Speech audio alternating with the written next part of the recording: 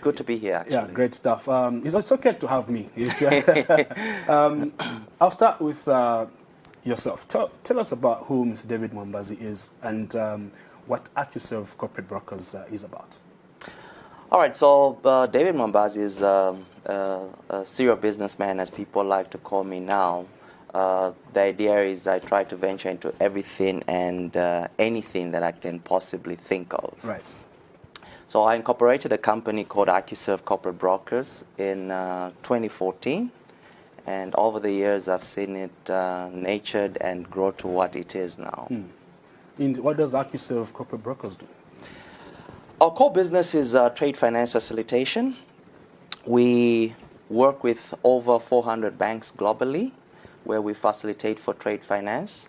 And yeah, like you observed earlier, we have offices now in Dubai. We've got offices in USA, Spain, and India, and the UK. Interesting. Trade finance is a topic. I'm a former banker, so it's something that I was actually taken into a short course by the bank. Oh, okay. So it's an interesting part of the business environment. Tell us how you found space in specializing in trade finance, especially now that even issues of war actually have an effect on trade finance. Exactly. Yeah. So how did you find yourself in that space, and how is it working for you now, especially with the volatility and the All right. So space? Yeah. Okay. So we'll go back to the very beginning. Yeah.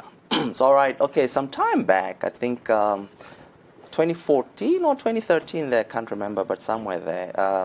I remember some guy preaching to me about a very good fuel transaction.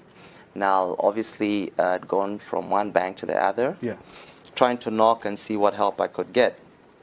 And I remember they needed, and the supplier needed an LC for $2 million. Correct. So, and I remember, I think it was one of the local banks. So one banker calls me on the and taps me by the shoulder and says, "Look, you are wasting your time. No one can give you such a facility because you have no capital, no experience, yeah, and the figure in question is just too huge." At the time, I thought obviously it's just a lot of credit. Yeah. The bank can find a way to structure it. But I realized that's not really how it works, especially with conventional local banks. I know. So obviously, I didn't believe him. Being a man of faith that I am, or given my background, I quickly went into the market to see who could actually issue me a letter of credit to support the transaction.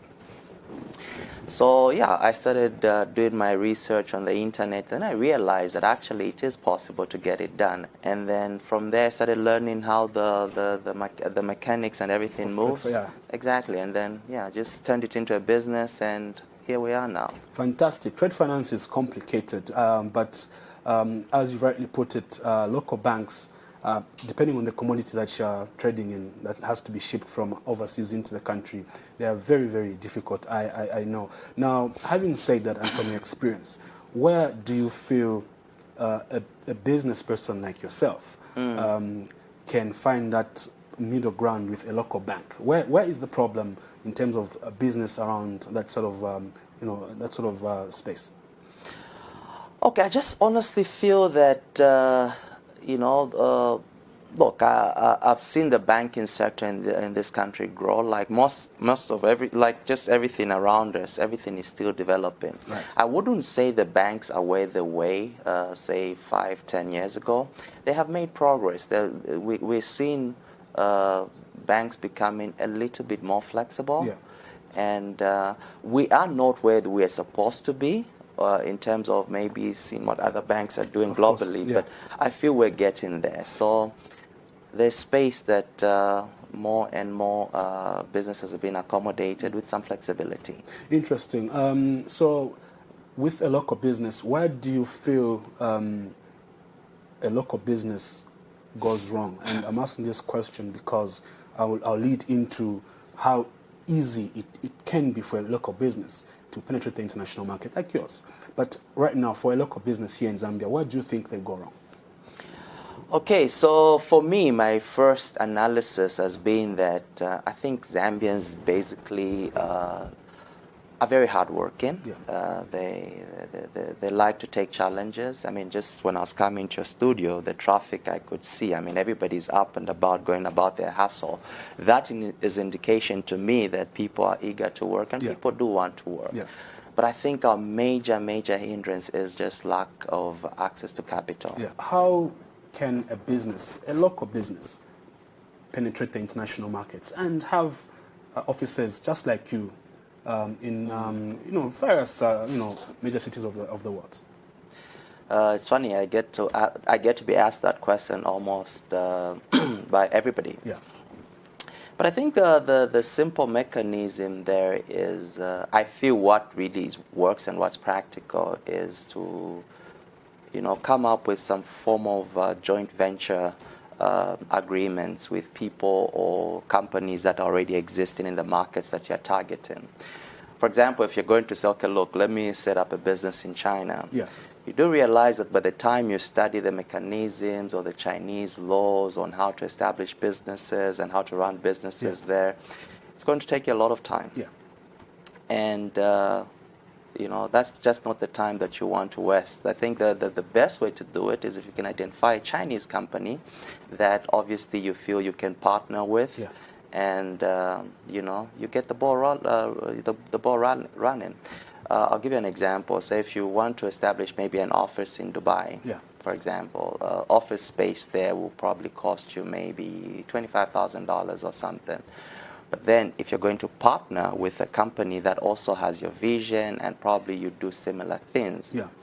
you split the bill. Of course. And then obviously, you don't have to go through things like understanding their laws and things like that. Because So you're you hubbed in another company. Exactly. Yeah. So you just get the ball running immediately. Yeah, but one would argue that it seems it's easy for foreign nationals. I mean, we've got our brothers and sisters here, the Burundians, Rwandese, Indians as well, and Chinese who come into the country and easily set up shop. How different is it? Because it seems it's easier for someone to set up shop here, and you are an exceptional case of setting up shop out there. But how can we create a balance for a Zambian to easily move into another African country, even as far as China? I know there's a Mr. Mundia who was actually based in China and had a factory. I know the gentleman. Yeah, I also know very him. Good man. Yeah, and I know there's a colleague of mine, Trevor Mumba, who set up base in South Africa and is doing quite well. So then there's you. But these are very few and far between. But how easy is it for it to be normal for a Zambian just to move around and go set up shop, even in countries that seem impossible? Okay, look, I agree with you that there's a lot of factors back home that probably don't really favor us. Like I said earlier, one of them is just lack of access to capital and just funding, basic funding. So obviously some of our colleagues out there have a lot of access to money, so to wherever they go, they're usually welcome and things like that. But for us as Zambians, obviously, we have to work with what we have. That's what I always tell people around me. I said, look, you've got to work with what you have. Now, it's a global economy. Of course, yeah. And with the coming of the internet, I mean, I don't necessarily have to have a shop in South Africa for me to sell my goods in South Africa. I just purposely just have to advertise there, and I could get a client in South Africa. So people just have to be a bit innovative. Yes, circumstances and maybe some policies may not really favor us at the moment. Yeah. And of course, it's everybody's hope that maybe the new administration will start looking into some of these pleas that us, the entrepreneurs, have. But before then, or before we reach that advancement, we are hoping that we could just have that personal initiative. Yeah, interest. And that you mentioned, the new Dawn administration, they actually introduced a whole new ministry of small and medium enterprises. What do you think it needs to do to ease the process for a business, a small business, a medium and even a large corporate, to conduct business here, build capacity, and then be able to break into the international scene? What can the Minister of SMEs do in this sphere? Look, I really don't have a lot of political conviction myself, so I really stay away from these political events. But I must admit that when I heard about this new ministry, I was excited. Yeah. There's a lot of good pronouncements that were made, and I actually did ask somebody from my office to give me a bit of write-up and see if they could get me an appointment. Yeah. But unfortunately, I think people were still settling, Yeah. and we couldn't see the relevant people there. But all I can say is that they have a lot of work to do. You know, I'll give another example of maybe what I'm trying to say here. You know, like sometimes, even just on the streets and the barber shops, you've heard it said that Zambians are very bad date payers, Yeah, or yeah. we just don't honor date obligations. But I always beg to differ with that. You see, I said, look, what a Zambian entrepreneur goes through, most people have no idea. Let's pick nothing wrong again with the Chinese brothers, yeah. but let's pick an example of what a Chinaman, you know, a so-called investor, you know, like let's pick him as an example. When they leave China, they come to Zambia. These are people that have access to cheap money, very, very cheap Extremely, money. yeah. So they come here, and then when they come here, they're welcomed by institutions. Again, nothing wrong with it. We're trying to encourage investments. Yeah. Institutions ZDA. like ZDA, yes. So there they're given all sorts of tax breaks, all sorts of incentives and things like that. And, you know, they hit the ground running. But if Zambian, just to register your business name at Pakra, the mountain, the bills you have to pay, I mean, the first transaction you do, ZRA is on you. You have to pay the bills, and you know, so the environment is just not very fair at the moment. So. Yeah, and I agree with you. It's something that in my program, Money Watch Weekly, those are areas that entrepreneurs that have hosted the likes of Monica Msonda have lamented on, to say just to get all your certificates done, about 14, 15 certificates done as you incorporate a company, you need so much money, which most people don't have access to, which is unfortunate. And hopefully the government work around that. Now, let's look at... And let me just add, you know, like every time I speak to Zambian entrepreneurs and all those that are coming up, it's not like we really ask for special favors from government. The only thing that we want is just a favorable environment. You know, you can easily register a business, you can walk to a ministry, lobby for business, and get the business. That's true. Let's look at the young entrepreneur. Nowadays, our younglings are actually very more enterprising than our generation, even our older folk. And now it's a digital, you know, we're getting into a more digital world. And these upcoming, they're quite high-tech. But what sort of encouragement would you give a young entrepreneur there who feels it's just hard to make that 1 or 2 steps to get their, you know, their dream going? They're listening to you, they're watching you right now, and they're thinking, wow, if Mr. Mwambazi can do it, I can also do it. But maybe just a word of encouragement, what should they look out for as they plan to, you know, to jump, if I may call it that? Okay, look, I feel that people always have to understand that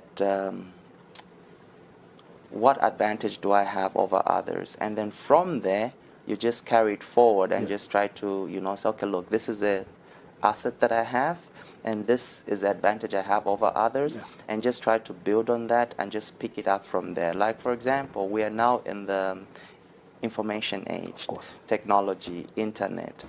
I feel it's easier to just do business now than it was like maybe 10, 15 years ago. So, and then the youths, us younger people have more access to understanding how these things work. So I feel you can, you know, just pick it up from there.